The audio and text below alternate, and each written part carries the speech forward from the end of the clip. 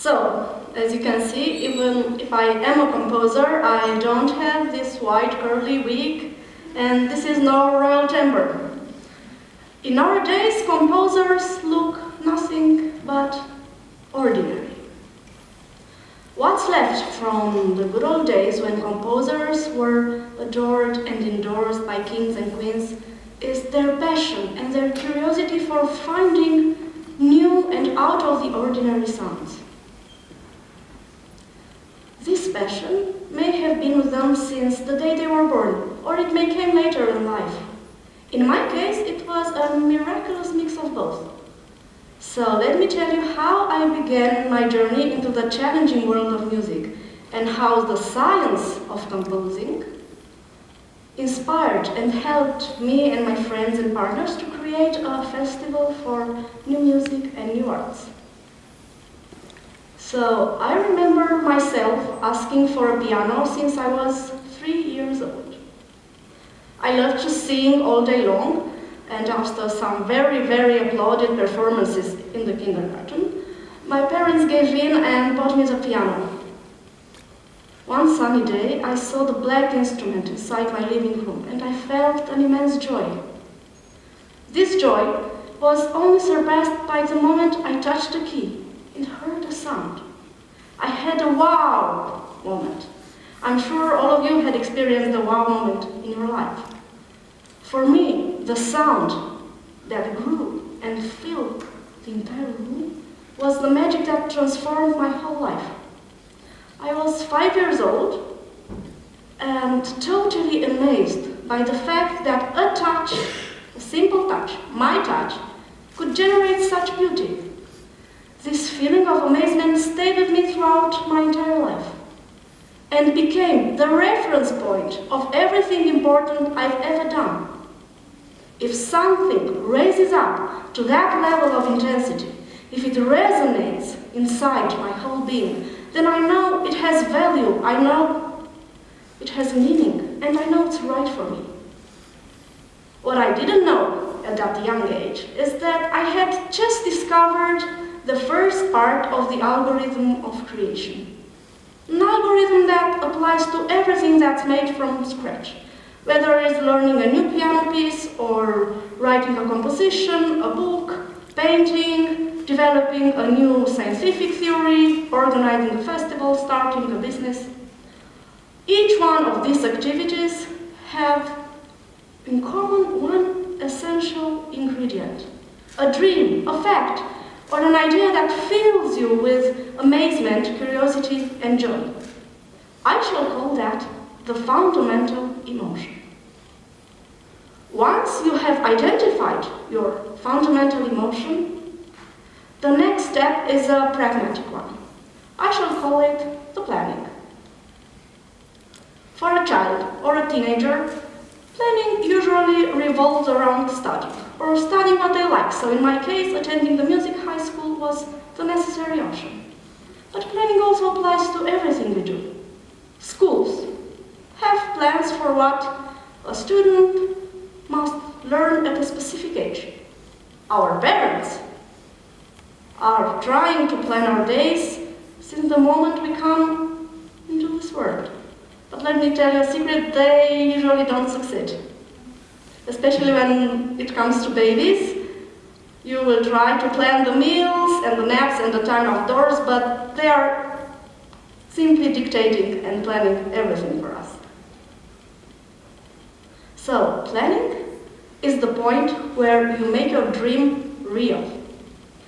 Planning is fascinating. It is adrenaline and it is structure. But how do you plan? When you're young, the teachers do that for you. Thus, they always try to teach their students how to multiply in a certain amount of time. Or in music, I will teach my student how to play a certain piece by Bach, Chopin, or some other composer. But what about later in life?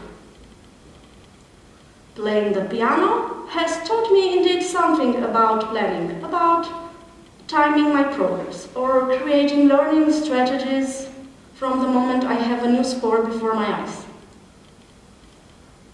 But when I began studying composition and I had to write my own scores, I was for the first time in my life in a very strange situation. We didn't have projects in school in the 90s. And the only creative moments were some homework in Romanian literature classes. So there I was, in front of the empty stage, and nobody was planning for me.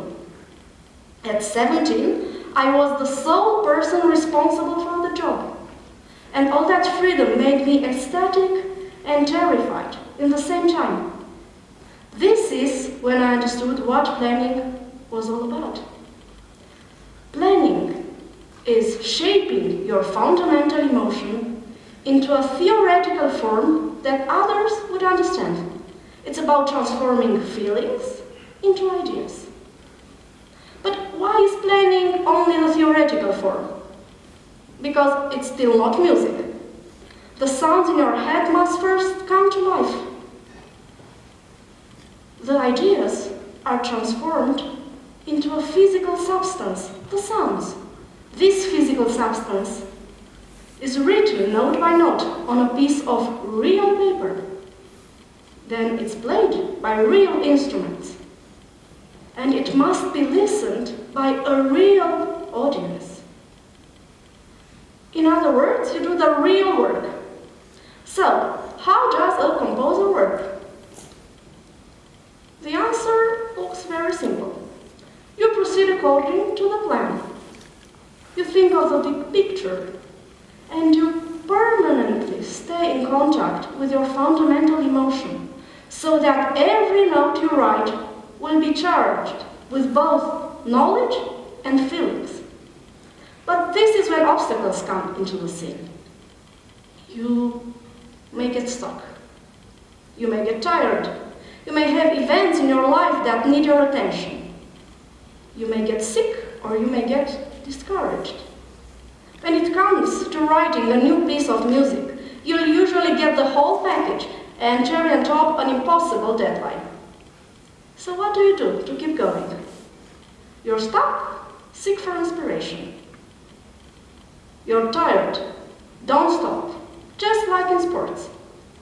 You're too busy? Organize your day. Let me tell you what I do when I get stuck.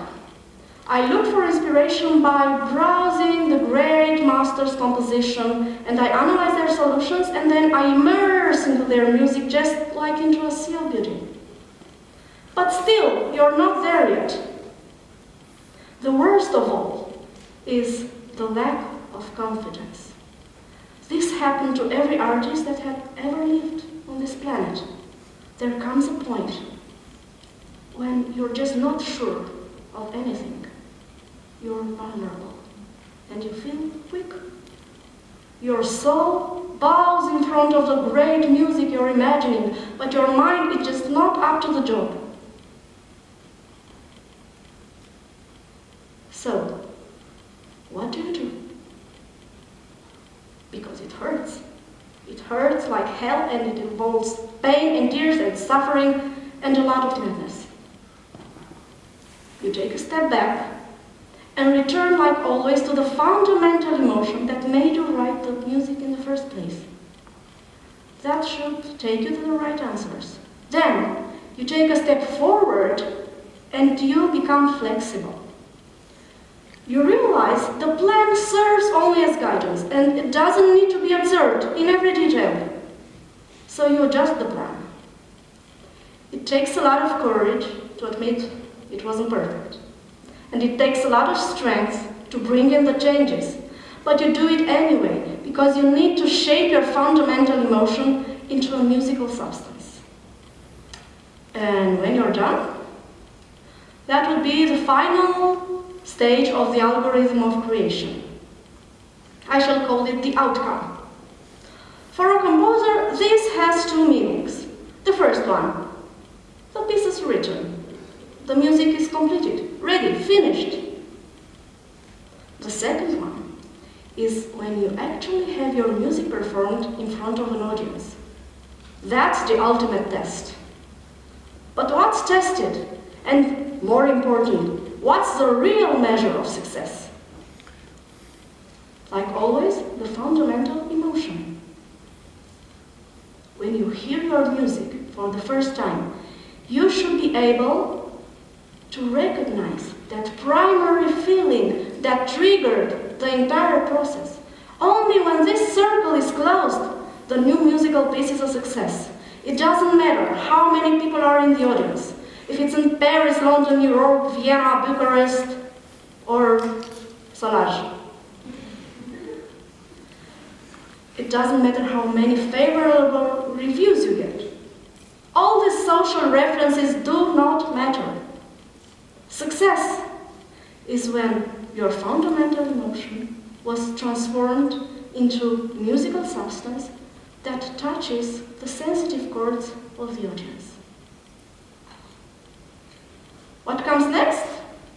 Rewind, replay, feel the fundamental emotion, plan your work, meet the obstacles, embrace them, and wait for the final outcome to tell you if it was a success.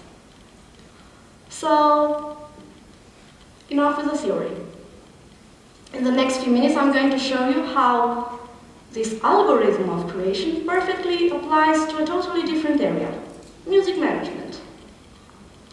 When you feel the need to give back to the society what you have learned, there are no limitations to what you can do.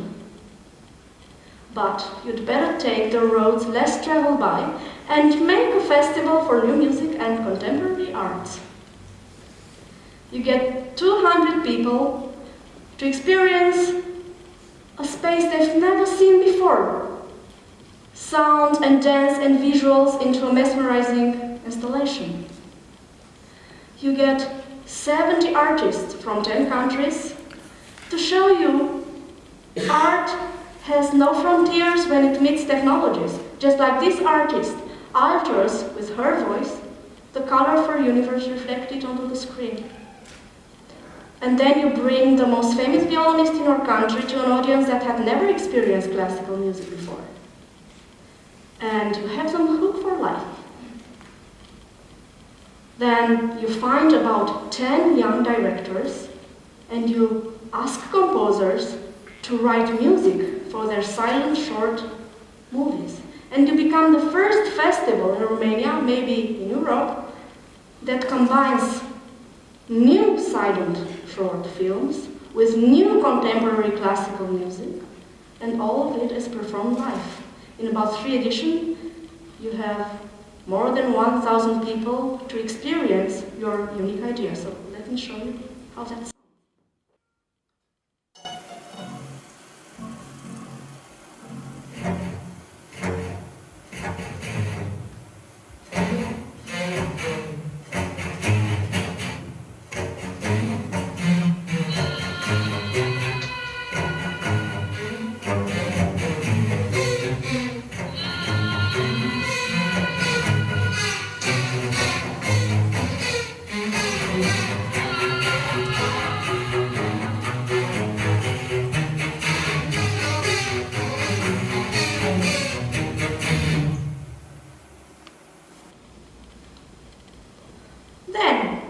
You bring about 50 volunteers every year and you make them very happy, and some of them really stand out if they want to show you that.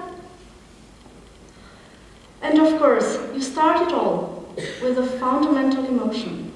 Then you plan it, then you work on it, and then you have thousands of obstacles and you overcome it. And then, much later, in a year or maybe later, you enjoy the outcome.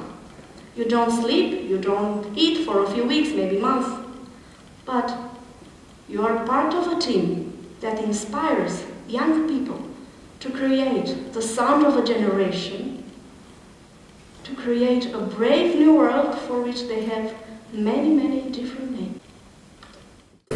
InnerSound is... I don't have a word. Wait. Surpriză. Emoție. Emoție. Bucurie. excited. Energie. Ceva frumos. It's inspiring. Wonderful in English, please. Fericire!